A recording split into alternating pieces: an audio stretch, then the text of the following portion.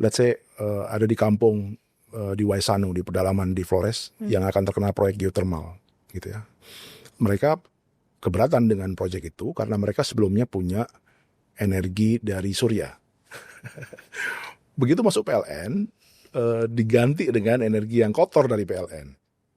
Energi suryanya jadi nggak kepake gitu. Lalu sekarang mau dimasukin geothermal dengan alasan energi terbarukan. Hey, mereka sudah punya sebelumnya.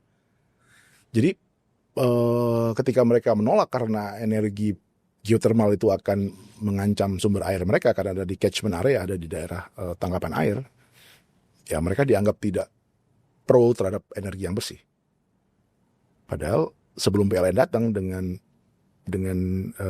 pembangkit diesel atau batu baranya, mereka sudah pasang panel-panel surya dan kecil-kecil karena mereka emang mereka nggak butuh kulkas, nggak butuh AC gitu. Jadi memang kecil sekali kebutuhannya. Jadi kenapa kebutuhan yang kecil itu dipaksa? Oke. Lalu jawabannya ya sudah, karena memang geothermal ini bukan untuk mereka. Geothermal itu untuk melistriki Labuan Bajo yang digenjot menjadi pusat pariwisata premium gitu. So jadi mereka disuruh berkorban untuk melistriki orang lain. Ada insentifnya nggak buat mereka? Nggak ada, that's the problem gitu. Perusahaan geothermal ini tidak dimiliki oleh mereka. Kan logikanya, oke, ini bukan buat gua, ada yang dikorbankan di alam lingkungan gua, tapi minimal ownership-nya masih gua lah. Iya dong. Misalnya dalam bentuk di PT mereka dapat saham, atau dalam bentuk koperasi energi mereka juga pemilik gitu. Ini kan nggak pernah ada cerita begitu di seluruh Indonesia. Nah, jadi ownership itu minimal jadi bare minimum lah.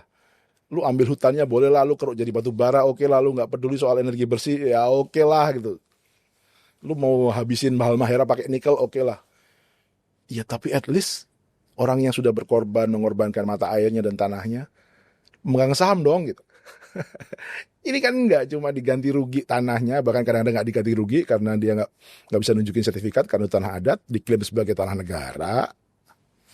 Mereka malah nggak dapat apa-apa gitu di mana-mana.